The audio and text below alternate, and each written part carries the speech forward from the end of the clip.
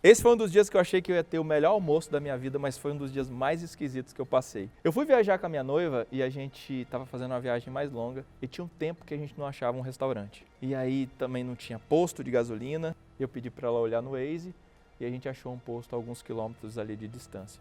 Depois de muito tempo sem nenhum restaurante, a gente parou nesse posto e, claro, eu fui perguntar pro frentista. Falei assim, irmão, qual que é o melhor restaurante que tem aqui perto? Aí ele olhou pra mim e falou assim, peraí. Aí ele foi lá, consultou, pá.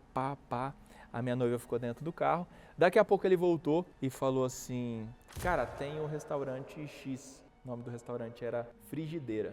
E eu falei, é bom? Ele falou assim, nossa, é o melhor que tem. E eu falei, tem carne boa lá? Porque eu gosto muito de carne. Então eu não sou um cara vegetariano não, viu? Se você me chamar para comer alguma coisa, se você me chamar para um churrasco, você vai sempre acertar. Voltei para dentro do carro, terminei de abastecer e a minha noiva perguntou, e aí, descobriu? Eu falei assim, se prepare para comer o melhor almoço da nossa viagem. E ela já ficou empolgada, né? A gente foi, saiu, colocamos no Waze, o restaurante apareceu e olha só, no caminho de onde a gente estava nesse posto até o restaurante, a gente passou por um outro restaurante. E um restaurante super estruturado, bonito. Olha o que eu falei para minha noiva. Falei, olha aí, amor, tá vendo? Se a gente não tivesse perguntado pro frentista, a gente teria almoçado nesse aqui pensando que era o melhor. Aí ela falou assim, é mesmo. A gente seguiu viagem, acho que faltavam uns 10 quilômetros, no Waze, pro próximo. Quando a gente estava chegando e mostrando no Waze, eu estava olhando assim, para tentar enxergar onde é que era. E de repente, a minha noiva falou assim, eu acho que é aqui, é ali, que tinha uma placa.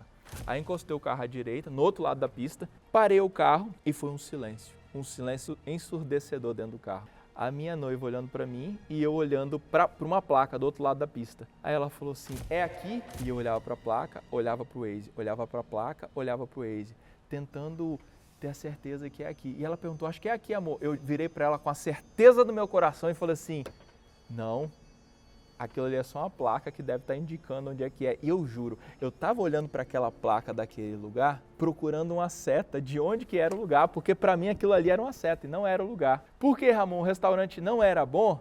O restaurante era muito bom para a pessoa que me deu a dica, mas ele estava totalmente fora daquilo que eu tinha imaginado. E nessa hora eu pensei, aquele cara fez um esforço danado, né? Ele me deu uma referência que para ele provavelmente é muito boa.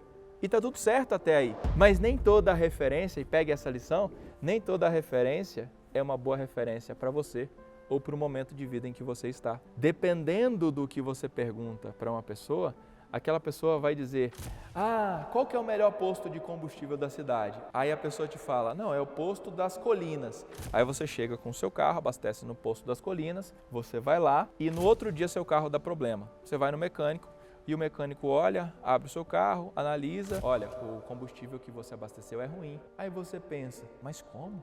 Eu fui no posto que o meu amigo indicou. Como pode ser ruim? É o melhor combustível?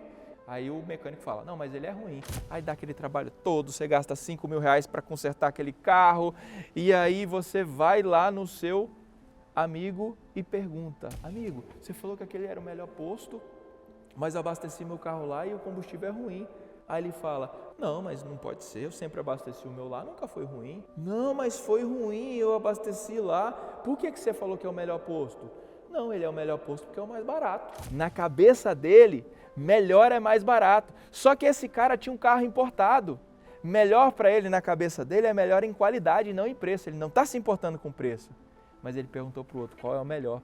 Dependendo de para quem você pergunta, aquela referência pode te dar um conselho. Mas nem todo conselho que é bom para você. E tem muita gente que quebra a cara só porque eu pedi um conselho para uma pessoa que está em um momento de vida diferente do momento de vida dele.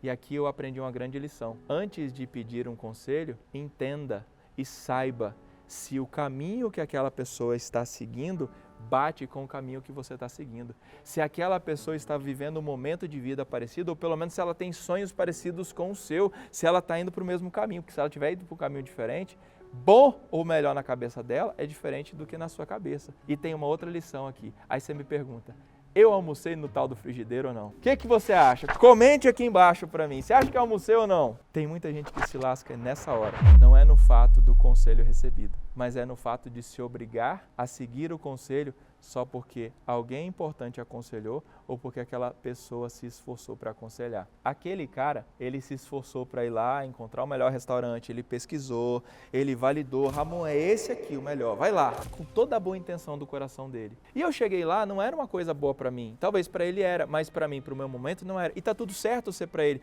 porque na minha vida, muitas das coisas que eu disse que eram boas lá atrás, hoje eu já não acho que são as melhores, entende?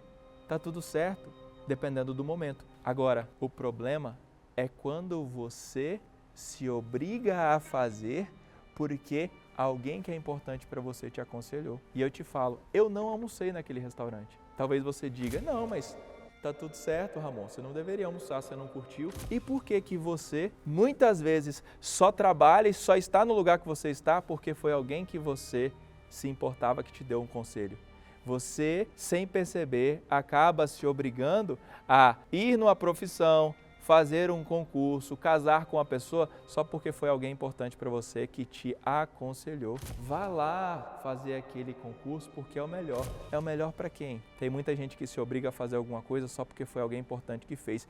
E às vezes, a pessoa que te deu o conselho, quando você não faz, e essa pessoa é importante, sabe o que ela faz? Ela exige que você faça. Aí, de obrigação, passou a ser exigência. Tem muita gente que você pede um conselho, pede alguma coisa, e quando você não faz, ela diz, nossa, mas você não sabe o quanto eu me esforcei para te ensinar isso aqui, você não sabe o quanto eu te esforcei para te dar essa oportunidade, você não sabe o quanto eu me esforcei para fazer você fazer essa faculdade. E essa pessoa, só porque te deu alguma coisa, começa a exigir que você faça por ela, porque ela fez por você ou porque ela se esforçou a fazer por você. Ela quer exigir que você siga um caminho só porque ela se esforçou.